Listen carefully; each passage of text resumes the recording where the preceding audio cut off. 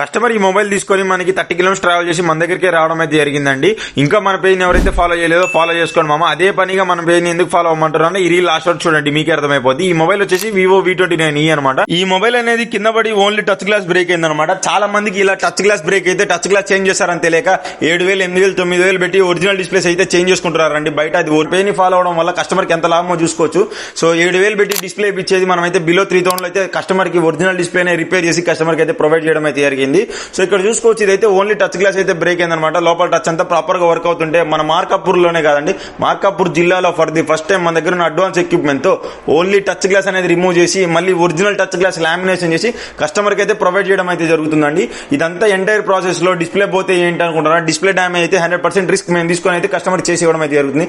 In case display పోతే 100% original display వేసి with 3 months అనేది వారంటీ ఇవ్వడం అయితే కూడా జరుగుతుందండి కస్టమర్ కి. సో ఇలాంటి ప్రాబ్లమ్స్ మీకు కూడా మీ ఫ్యామిలీ ఫ్రెండ్స్ కూడా ఉంటే ఈ రీల్ అయితే షేర్ చేయండి. ఇంకా మన పేరు ఎవరైతే ఫాలో చేసుకోండి మామ. So thanks for watching.